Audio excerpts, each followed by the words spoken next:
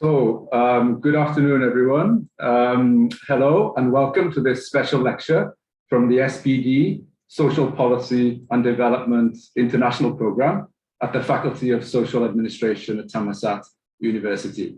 A warm welcome to you all. My name's Pred Evans, and I'm a lecturer and Deputy Director on the SPD programme here. And just to give a little bit of background, this lecture is one of a series of webinars that we're holding throughout the year, where we bring in experts from a wide range of fields to share their knowledge with us. And today, I'm absolutely delighted to welcome Khun Peerasit as our special guest. Khun Peerasit is a CEO at Bitkub Infinity, a highly successful Thailand-based cryptocurrency exchange, which was founded in 2018. And it's one of Thailand's first unicorn startup companies, valued at over $1 billion. Khun Peerasit brings a wealth of experience in terms of leadership and innovation, both at Bitkub and also in several previous leadership roles. And today, he will share with us his story, as well as his ideas on what makes for successful innovation. And the plan is that Khun Peerasit will first give a talk, and we'll then have an opportunity to ask him some questions. So please feel free to post any questions you may have into the chat box, and also to raise your hand and to ask the question on the camera as well. So that's it from me. I would now like to pass on to Khun Peerasit. A very warm welcome to you again, Khun Peerasit. Thank you for joining us. The floor is yours. Okay, thank you, Ajahn Pred. Sawasdee. Good afternoon, everyone. This is Peerasit Chiwabhorn. I am CEO of Bitkub Infinity. I am so excited and so glad to have the lecture this afternoon. I think it's more on the it's like sharing session. So I will tell some story of myself, and I'm open to any question after I finish my part. First of all, I'd like to introduce you guys to know a little bit more of myself. My academic background: I studied at Sathit Phuman School, and then Tiem Udom Siksa, and later I passed the university entrance examination at Chulalongkorn University, and I got a bachelor's degree in finance. After that, I got my first job at Siam Cement Group, that's SGG, as a financial officer. I worked there, I think it was around only 9 months. And after that, I changed the job to work in the securities industry.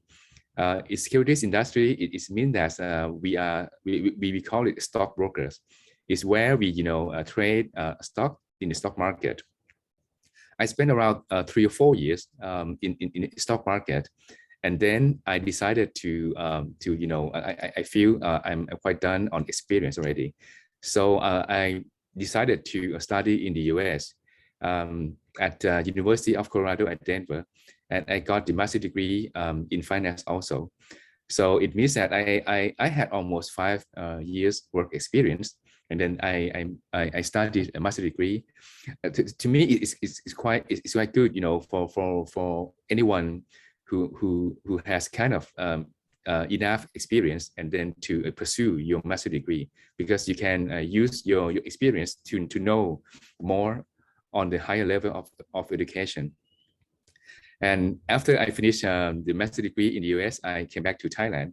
And after that, I spent almost 25 years also in the same industry, in the securities, brokerage firm. So I still worked in the equity, the stock market in Thailand. And I want to share you some little story of myself. Back to the year 2000, I was promoted to be head of institutional sales department. Year 2000, I'm not sure that some of you have been born already or not. It was quite a long time ago. Okay, that was quite good news, right, to be a head of department. But at that time, because our company back then was not so successful. It was not Bitkub actually. It was in the finance industry.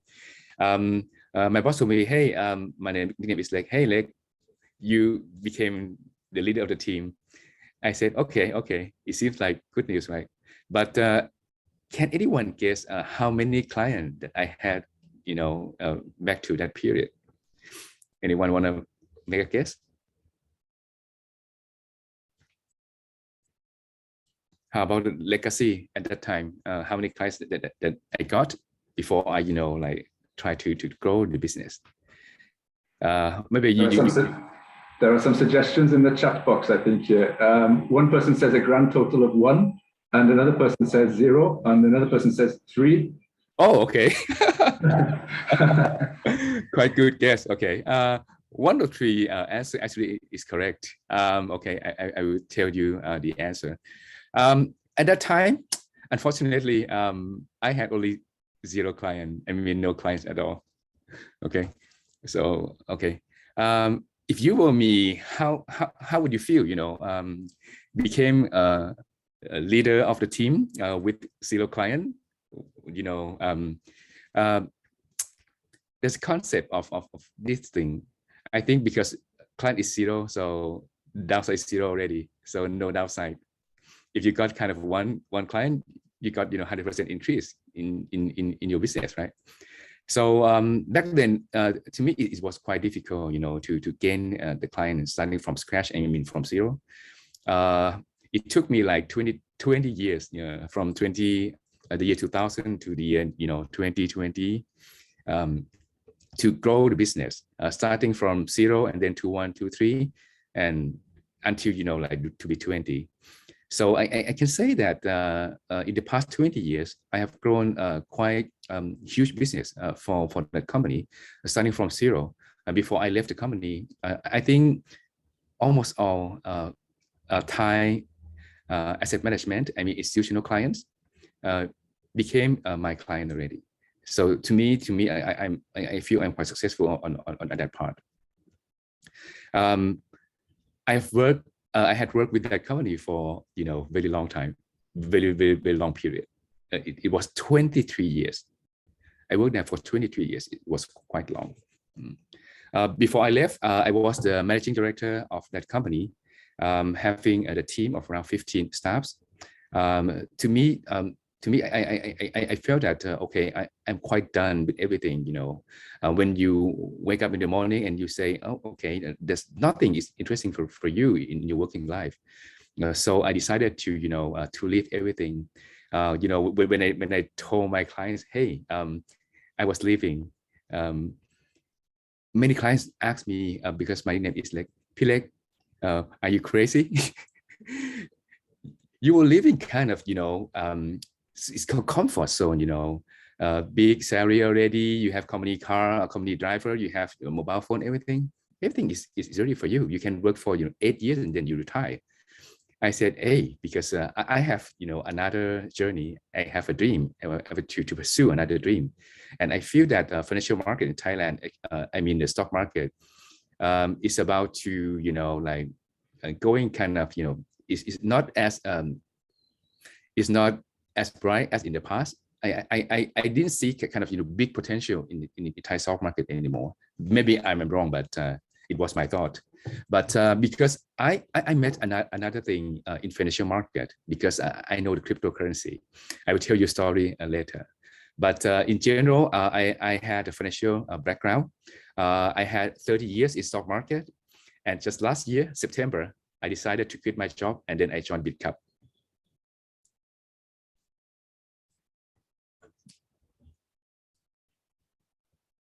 So it was kind of my background on the academic, and then my work experiences. Anyone want to know anything? 20 years, quite a long time in just one company. Thank you so much, Khun Peerasit, for giving us your story, and several interesting points there already, in terms of building growth over a long period of time, right? From 0 to over 20 years, you mentioned. So I have a question related to that, if I may, just kick things off. how does that work? I mean, over such a long period of time, how do you build that growth, and how do you ensure that over time it becomes a success? And is it incredibly, what motivates you when you have to go from pretty much zero to that point? Well, any thoughts on that? Yeah, oh, it's a good question. Because I worked as a sales, right? Sales always have the target to achieve, right? Because sales is a special service. You need to bring in the clients. So it depends on the strategy that you had. How would you get the client, right? So back then, because I was in the securities business, the competition was mainly on the information, how you provide kind of the research, the service to the client. But what I thought was different, because I couldn't get the new clients because of I did the same thing as others, right? So I was thinking about doing some different thing. I was trying to look for another thing that the other brokers didn't provide to the clients. It means that I was trying to get something else, because back to the year 2000, my broker actually was quite in a top rank in the market, but my company mainly had kind of big portion of retail clients. But because my clients are institutional, which are different part of different segment of the investors, right? Other companies are providing research, servicing kind of institutional brokers. But my company had a strength because we had very big retail client base. Information of this part, no one knows, only myself, right? That's why I trying to get this information and insight, not insider, it's insight from the retail clients, how they trade, what they were looking at, what stock that of their interest, something. So this kind of special or additional information that nobody can provide, only me. And because of the sales service, you need to be very patient. You got several pressure from your boss, and also when you talk to the client, it was quite difficult because you just come from nobody already, because no one didn't even know yourself. When I call many clients, some of them just hung up phone, some of them yelled at me, with some of them told me in kind of rude words. It was terrible, but because you have goal, you have nothing to lose, right? So it is your attitude to be positive. Hey, you try to knock 10 doors of clients, maybe one or two of them just look at you and listen to you, and one day you attempt, you became successful. Yeah, this is the way I was doing.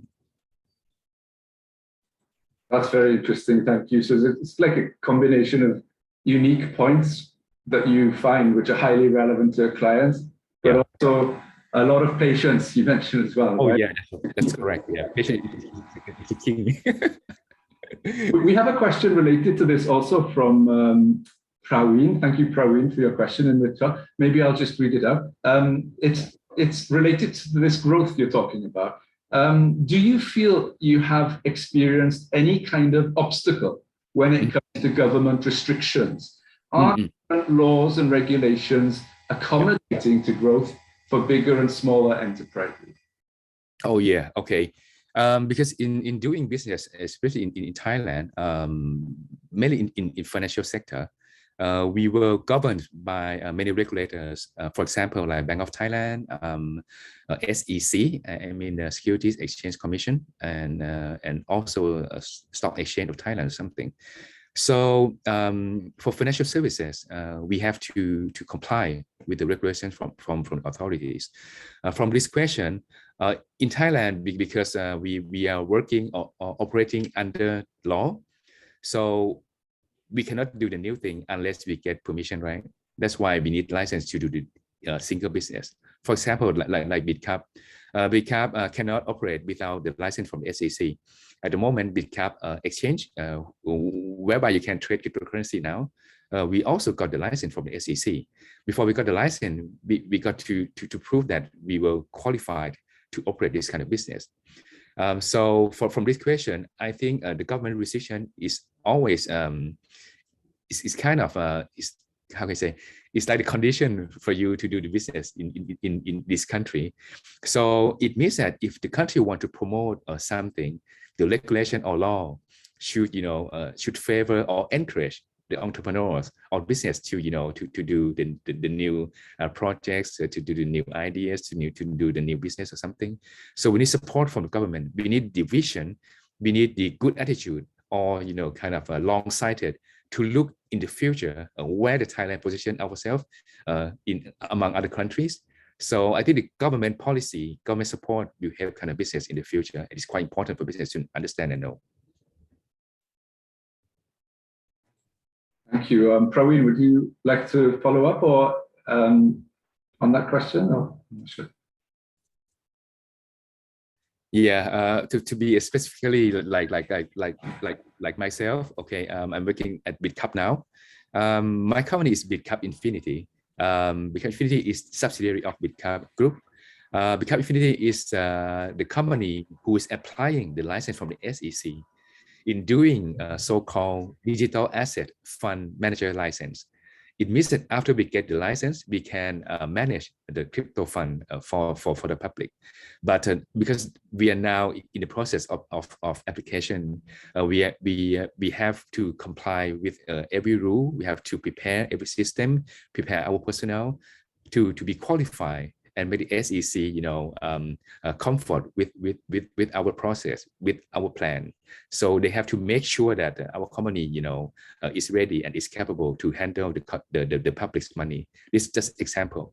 It means that the regulation is the key in doing business here. I have a quick question related to that, if I may. Yeah. The business of cryptocurrency is kind of viewed a little bit in some quarters with some distrust, given that it's difficult for governments to regulate it. Mm-hmm. So how do you pitch Bitkub, for example, to people who are less familiar with that kind of organization and company, to make them kind of to not distrust, basically, that in a way? Yeah. Okay. Because in doing the finance business, I think the most important thing to me is trust. Because trust is one word, but cover every area of operation. Because I worked in a company who is servicing kind of institutional investor before, so I understand that what they require, for someone to service. I think trust is important. Before you have trust, you have to do many things. You have to show that you have integrity, you are ethical, your system is ready, your staff are capable, you are providing a kind of useful information or something. So before I pitch the client under Bitkub name, I have to show the client that because first of all, we need license from the SEC. So it means that we qualify from the government already. Second thing, I have to show that I have very professional and ethical team to service you, because your money is our money. Your money will be safe. Your money will be managed in our best effort to have kind of good return under manageable risk, something. So it means that we have to ensure all clients that their money will be managed properly. Because of this attempt, please trust us. And if you use us for a while, you will understand that how our system works. Because I plan to have kind of efficient system, state-of-the-art system, easy to use. So you can try, at least you can try. That's one part is operation. And second thing, if you are not too negative to the cryptocurrency, to me it's quite new. It's new financial asset. I think it just moved in the past 3-4 years. But to me, in the future, if you invest only little amount, you can you can sit and see how that little amount become or grow substantially from that point. So to me, if you are a finance student, the keyword of diversification portfolio. So it means that you invest in several assets, and cryptocurrency is one of the assets that you should study and you could look for.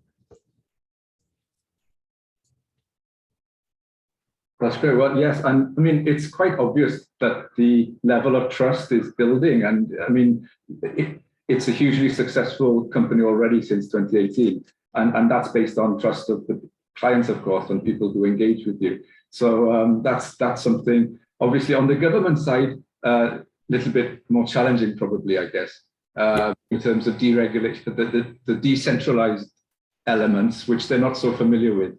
But as you say, education is a part of it, and you're diversifying your portfolio. I actually had a look at your academy as well, and that's very interesting because for somebody like me who doesn't know much about cryptocurrency and maybe others in this group, it's obvious that Bitkub is putting an effort into engaging people and explaining very simply what it all means and all the different parts of that. So it's I was interested to see that kind of outreach to the kind of average person who wants to learn more, but is a little bit kind of not suspicious, but maybe just not confident because they don't have the knowledge, right, about it. Yeah, you're right, because I think first of all, the education is most important, because when you invest in something new, you have to study what it is. Like in Bitkub, I think our policy is to educate general, average people to understand what is this new asset. And 2 weeks ago, I was on the stage with several regulators, from the SEC, from the how can I say, is anti-money laundering, and also from another regulators. But I got one concern from them. They share the same thing about people invested in the fake, or like scam from the scammers, invested by because they believe in kind of like a certain promise return, big return, put money with them, and then they're gone. It means that it kind of damage to the person who don't have kind of enough knowledge on the investment. So this is not good to the society, because we have to educate as much as possible for everyone to know and understand, what is cryptocurrency or other asset before making investment. Before I open it up to more questions from the participants, just a quick one from me. Why do you think it's become such a huge success in such a short period of time, Bitkub? What's the key to that? What's been the reason it's become so successful so quickly? For Bitkub, right? This question, I have to thank Khun Chirayut, who is the CEO of Bitkub Group. I think because of our business is quite new in Thailand. Bitkub just, I think, established just 4 years back, so it's not too long. I think because the service is number one to me, because back to the year 2017, there were three or four players. So I heard from the founders who told me that we beat others because our service were better than others. For example, like trading platform, speed of service. Also products in our market. How about the customer satisfaction part, and money transfer, something like that. So the speed is quite important to make the client happy. To me, service is number one. And second thing, I think Khun Chirayut himself, he I think he talked in more than 1,000 places in the past 4 years to educate people. So most of the people in Thailand, I think probably they know Khun Chirayut already, because he has met many people around the country. So I think this is another part, because Khun Thap also. And third, because when, how I say, in this industry, I think this word is winner takes all. If you can scale your business, sooner than your competitors, I think you're in much better position to win in the long run. So in the past 2 years, I think Bitkub have done kind of very big marketing campaigns. So that's why like last year, 5,000 or 10,000 new clients per day. It was quite big for the company. So we got kind of a happy problem because the service was low. A huge client, but you have this certain, same stuff. So yeah, there was kind of a happy problem. So yeah. Yeah, that's a nice problem to have, right? Yeah.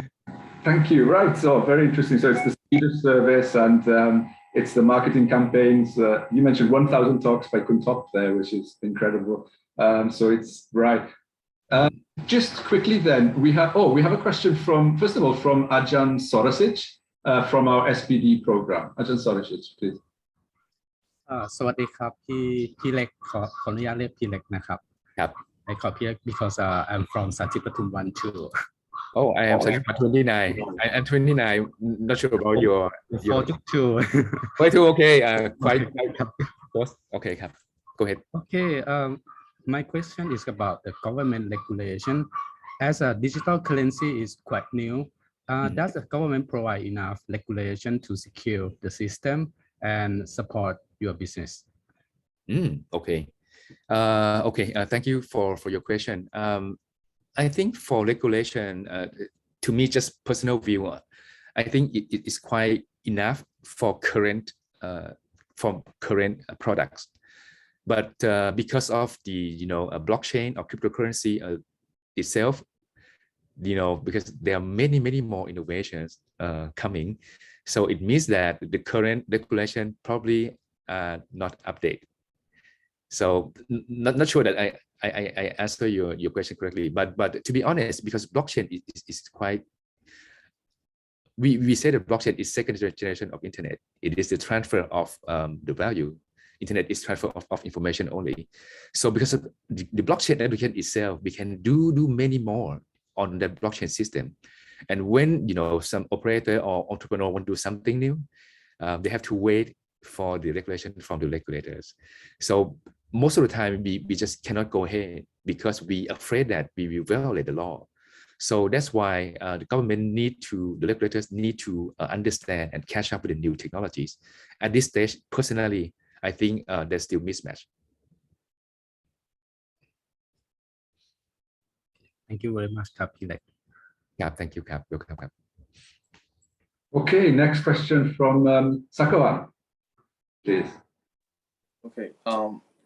Hi, my name is Sakwan Chanwikul, and I'm a student and a developer.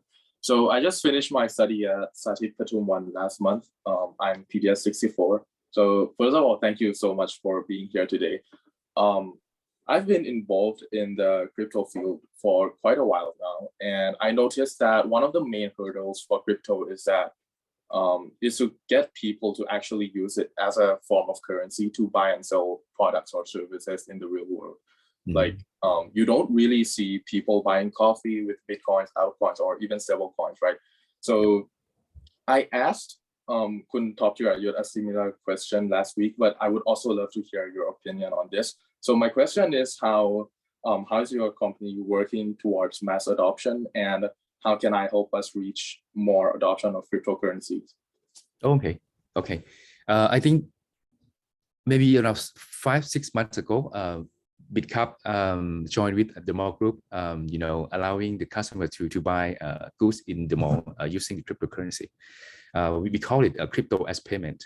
I think this is one big way for mass adoption for the public. Unlike, I think some countries, even in the US, in some restaurant, they accept kind of the crypto payment to their shops. But in Thailand, because we have the regulation from Bank of Thailand preventing using money apart from baht in buying product and service in this country. That's why Bitkub stopped offering this kind of payment crypto as payment service after Bank of Thailand issue that regulation. So we cannot buy buy goods or service with the crypto anymore. But I'm not sure that in the future, maybe in Thailand, the flexibility in regulation can be seen I'm not sure. But once the regulation is allowing operators or public to use the crypto to buy a product and service, it could help the normal life of the people. But I'm not sure about the timeline. Maybe 5-10 years or more than that. Yeah. So this is the way. But for Bitkub, we are not doing only the kind of that part. We have our own blockchain. We call it a Bitkub chain. Not sure that you are aware of our blockchain. We have the Bitkub chain, which is the blockchain. I mean, the layer one is like Ethereum or Solana or many layer one projects. Bitkub chain is the chain, a blockchain by Thai people, by Bitkub developer team. This chain offer kind of many products on top of the blockchain system. For example, we have the game created by Thai dev, Morning Moon. Not sure that you have played this game or not. This game by a Thai developer. And also we are doing many NFT. NFT is non-fungible tokens. To me, I think NFT could be big in the future, and it's very close to our normal life. If you, I think two weeks ago, if you went to Siam Paragon or you went to this Exchange Square at Asok, you see big screen giving the airdrop of a Thai League NFT card. You get, if you scan the QR code there, you get kind of the airdrop. Airdrop, it means the NFT card of the player, a picture of player, and you can keep it as your collectible. But one day it may worth something like 1,000 baht, 10,000 baht if you got kind of generative NFT stuff like that. So it means that NFT is quite popular. It's not only for like sport or something. It applies to like game. I will share a little bit on GameFi because some other probably are not aware of this GameFi. GameFi is the word in blockchain also. This concept of play to earn. In the past, when I was a kid, when I played a computer game, I got kind of scores or like weapons or items. Just show to my friend. Nothing, there's no money. But in the past 1 or 2 years, I think the people just play the game. It's not for fun, but it's to earn for money, because the points or the coins you got from the game, the items that you had, the character that you were playing, you can even you can sell in the marketplace. It means you play game to make money in your real life. Yeah, this example of an application of the blockchain system.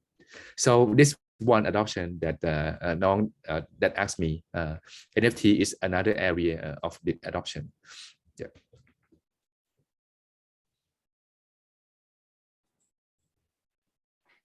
Okay, please do keep your questions coming in. I encourage you to raise your hand and to put it in the post in the chat box. If you have a question, please do. We have a question, second question from Praveen, who's a PhD student from Chiang Mai, but a PhD student in Chulalongkorn University. Do you feel that education is keeping up with the changing innovations in this sector? And does Thailand incorporate innovation in its curriculum enough to equip students with the knowledge and capability for things like financial literacy, as well as for new businesses to arise? So this is an education question. Is Thailand doing enough in terms of innovation in its education system? This is a very interesting question, because I think this is the way that our country should go for. First of all, it's about the changing innovations in the sector. To me, how can I say? Because the people who are obsessed to this technology, they are reading every day, every night already. But in the mass public, I don't think majority of Thailand now understand and knows about this innovation. So to me, education is not enough at the moment. But as far as I know, I think many universities are having kind of courses in blockchain and crypto. I think NIDA is having one now, and another university probably following. Thammasat maybe may have another course in this kind of this space in the future soon. So I think education now is not yet there, but in the near future, I see that education in Thailand, we have several courses in cryptocurrency and digital asset. And another question about the curriculum, and also probably about the financial literacy, and also the degree on this financial field. For example, in the United States, I saw many ads from the top they advertise about the crypto, digital asset, blockchain courses. So I think this trend is coming. I still feel that every university, even in school, probably start to acquaint students with this new knowledge. I got the news on Korea. If I'm not wrong, Korea just put kind of I think it's blockchain or something in the curriculum to the secondary school students, and for the university, for graduation. In the past, we got kind of certificate, but the Korea university will issue NFT.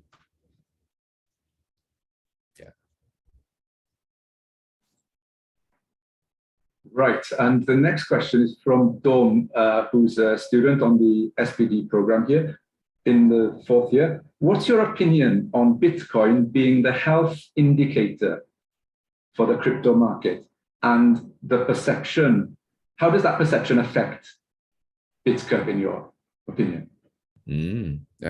Okay, Bitcoin is the health of the kind of this crypto market, right? The question is, yeah, okay. I do agree. I think Bitcoin itself, of course, because Bitcoin is the first cryptocurrency in the world.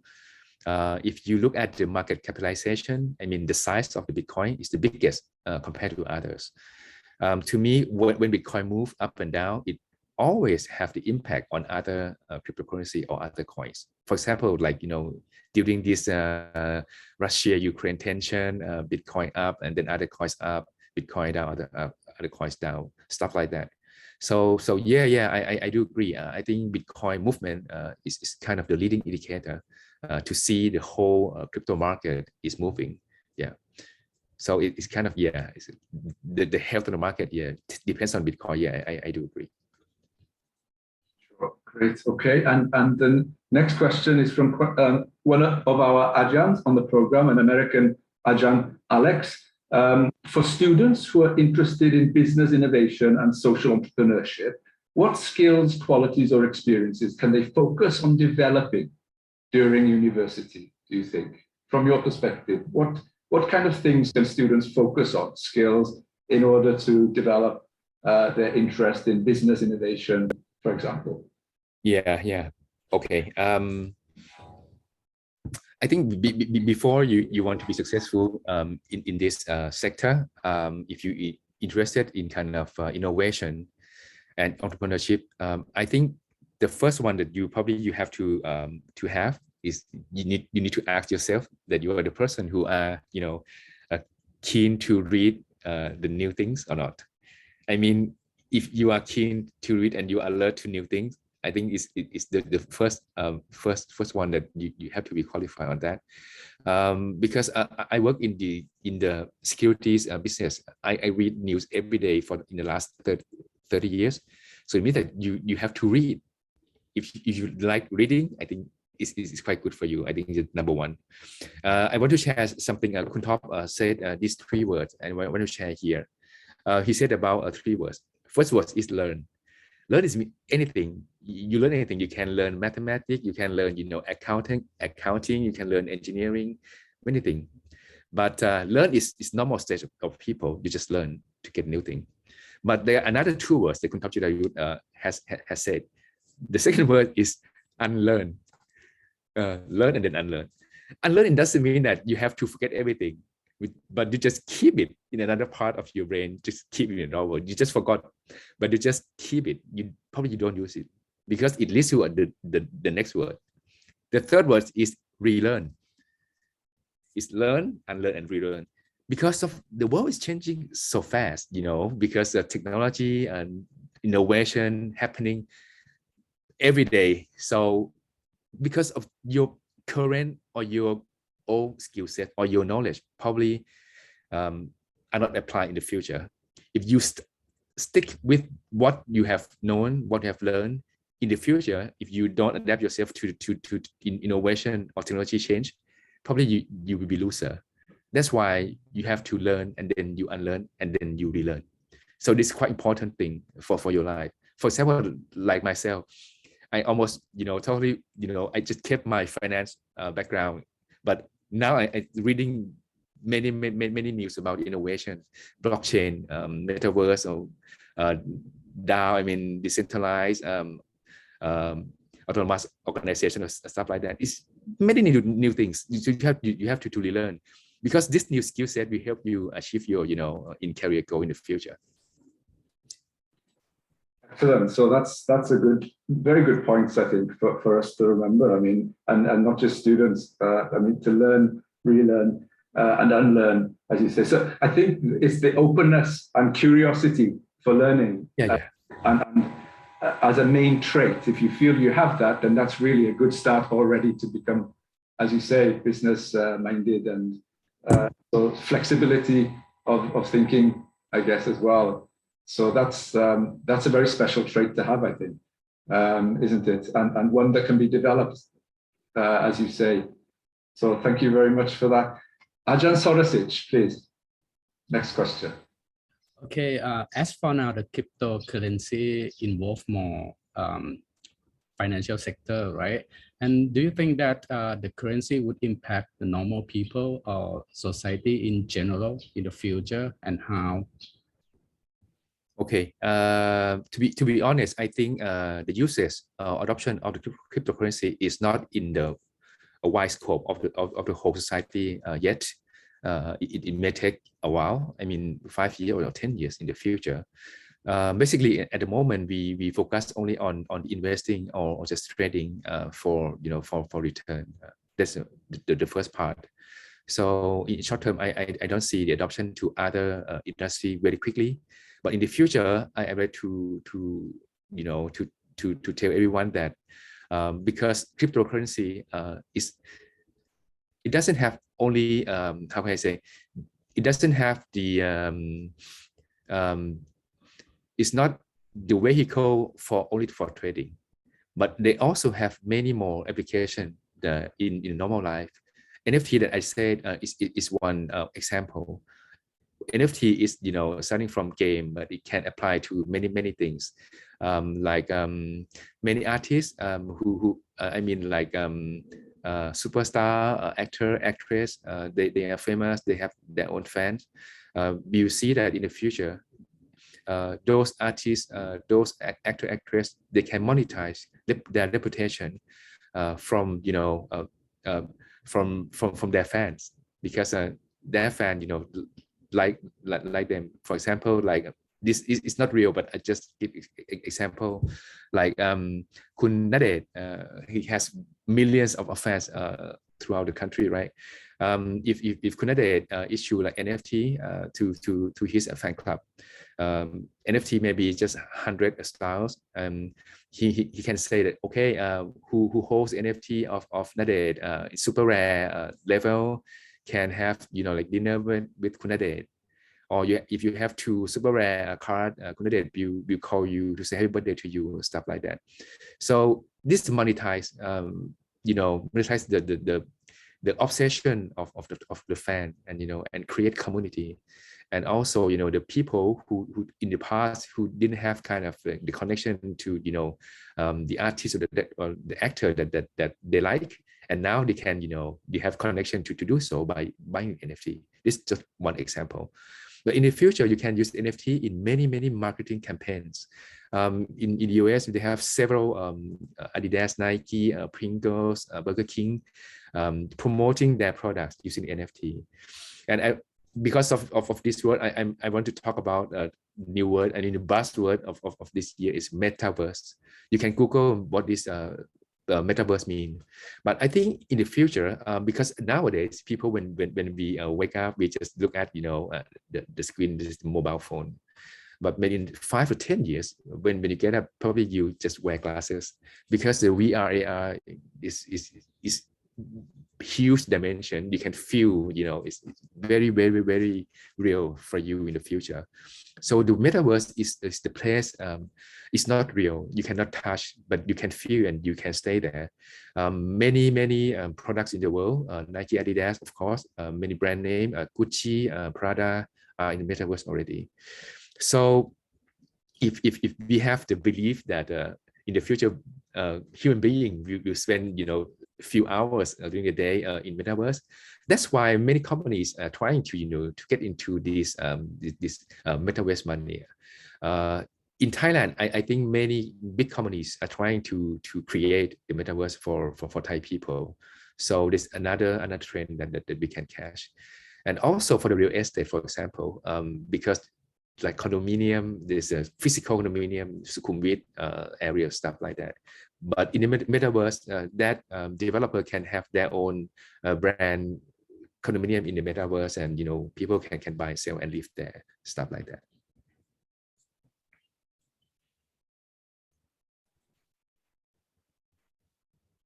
Right, and we have another question here in terms of you mentioned investing in digital assets involves the risk of losing your investment. So could you please maybe explain a little bit more about that aspect? Okay, this is very important question, and it's good for me to explain. I think the first sentence that Khun Top told me 5 years back, he told me that, Pilek, first of all, before you invest in cryptocurrency, you have to invest with the money that you can lose. So it means that this asset is very risky. Of course, they have kind of very lucrative yield, big return, but on the other hand, it can took you all money that you have. So before you start investing, you need to use only the money that you can lose. It means that you can invest with the money you probably don't use, and you are not required to use. If you lose this money, it will not affect your life. I think this the principle number one for everyone to understand and to invest in this crypto market.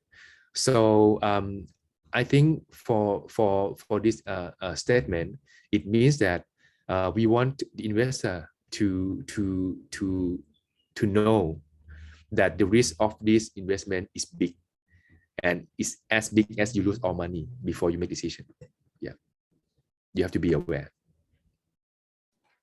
Excellent. I'm going to ask the two next questions together because we're running out of time. So the first, they're both from SPD students.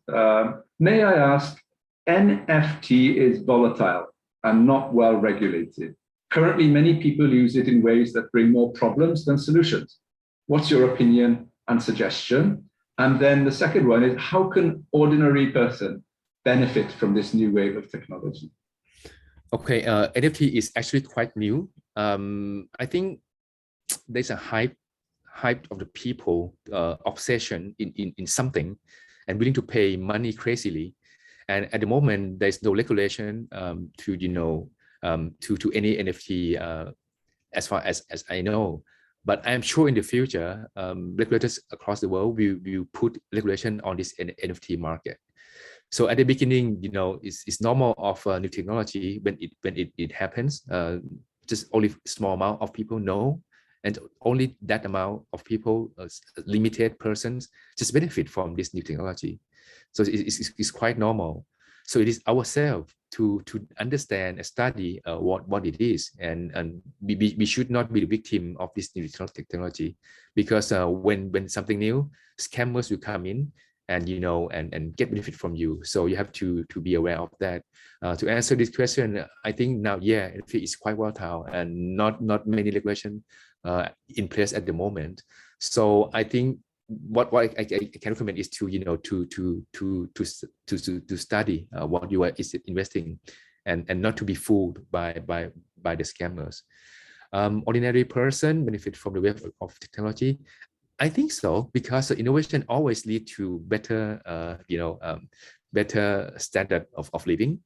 So for example, like delivery app, right? And you don't need to go to a restaurant anymore. You just use a Grab, you use a Lineman or stuff like that. It's technology. So I think the person or public could benefit from new wave of technology, but it could be in several parts, like convenience in kind of getting food, getting orders. But in the future, it will be involved in kind of your financial transaction also. Many more innovations coming. So just to be alert and just open to technologies. Yeah, it will make your life easier and more convenient.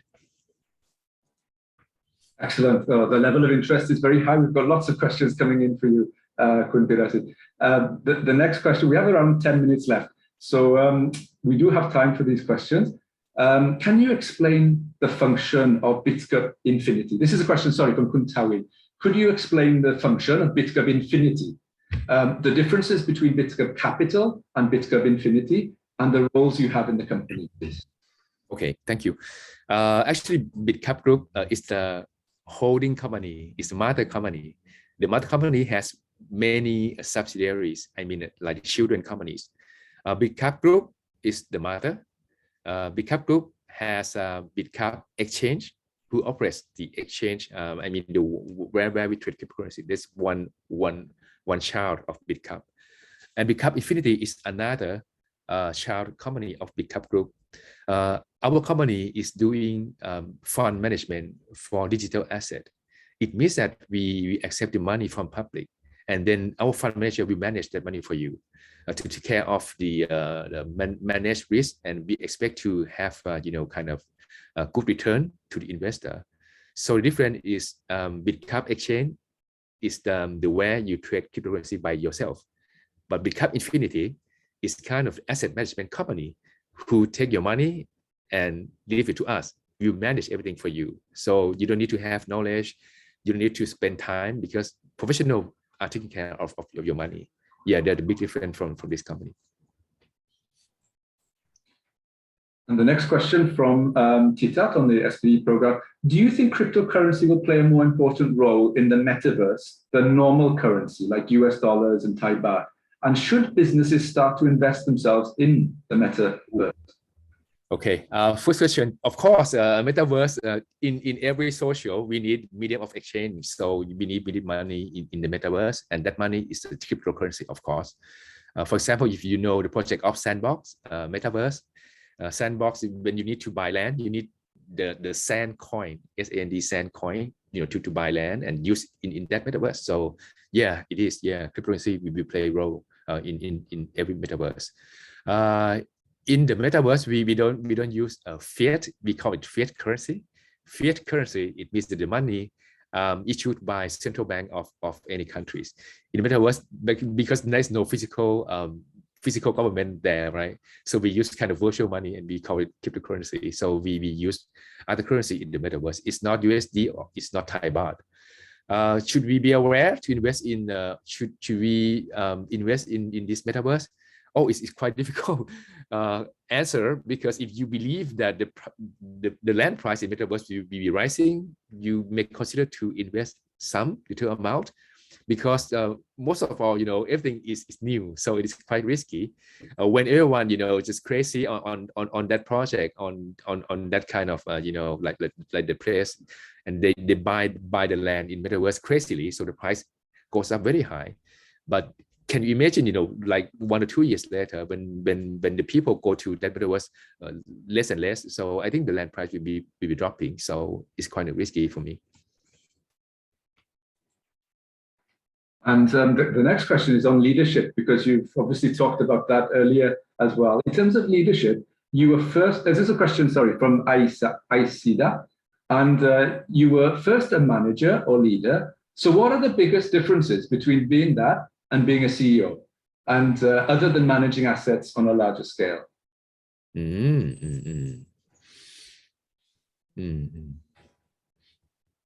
I'm not sure that I understand the question correctly, but if it is about the leadership, okay.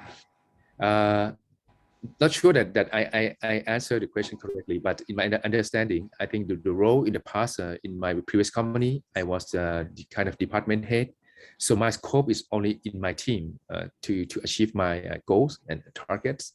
So I think the scope is quite small.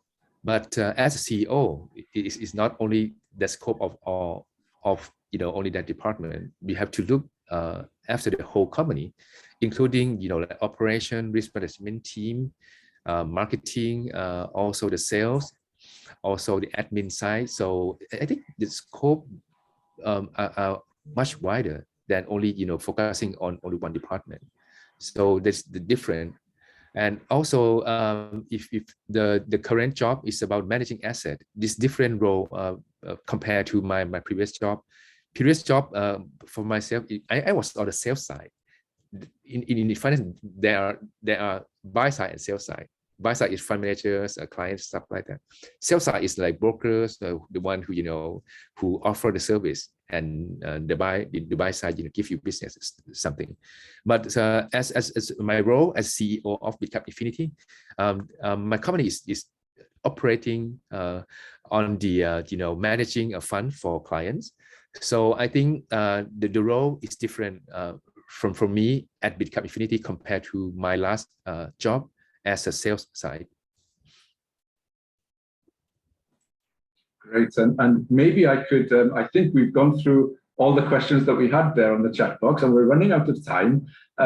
We'd be very grateful if people would click on the link there and give us some feedback. But before we close, I would just like to follow up on that question by asking you, Khun Peerasit, what makes a really transformative, innovative leader, in your opinion? And how should students develop their leadership skills, do you think? Okay. There's no right or wrong answer, but to me, I think number one is understanding. To me, it's understanding, because people in general have many characters, right? If you understand each type of people and you know how to handle everyone well, I think this is the first qualification for the leader to carry on. If you have your own attitude, you have your own style, but you don't understand others and you don't care other feeling, I don't think it will work in the long run when you when you manage a big group of people. So I think understanding it leads to the word empathy. To me, empathy is number one in my successful story, because if you are looking for capable staff in the company, there are many smart staff, very clever. But the thing that make you different from others is, the inside of yourself. I think if you have, how can I say, is generous mind, understand people, and how they feel, that if you treat the good or bad way, you care about their feeling, I think it's quite important. I call it empathy. To me, it's number one. Thank you very much, Khun Peerasit. If I may just slip in one last question, yeah. And this may overlap a little bit with what you just said, but if you were to give just one advice for students and young people in terms of wanting to go into business, what would that be? I think passion. I think passion is the most important word to me. When you want to be entrepreneur, you want to operate, do new business, you have to be passionate on what you are trying to do. You have to understand. You have to sleep with that project. You think about it all the time. You are confident that the project will be successful. Stuff like that. Starting from passion, to me, yeah, the first thing you need to have is passion. Well, thank you so much. Very powerful messages and inspirational advice as well. And thank you for taking so many questions and for letting it flow so openly, and for taking so many questions from us. We've run out of time now, unfortunately, but I do want to say a big thank you to you, Khun Peerasit, for joining us today and for sharing with us. It's been a very engaging session.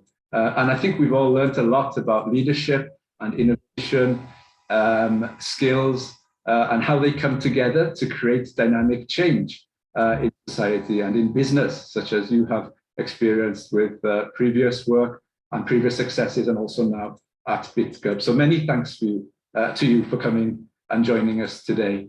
I'd also like to thank all our participants as well. And we do hope you continue to join us for our webinar series and that you find them useful and enjoyable. So yeah, we've reached 6 p.m. So I'd like to thank you all again, especially Khun Peerasit. And wherever you are, stay safe and have a great week ahead. Thank you all for joining us today. My pleasure. Thank you, everyone. สวัสดีครับ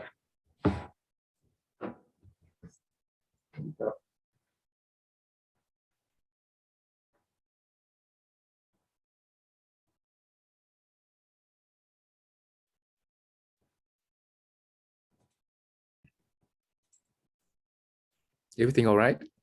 Any comment? Thank you so much. Yes, though.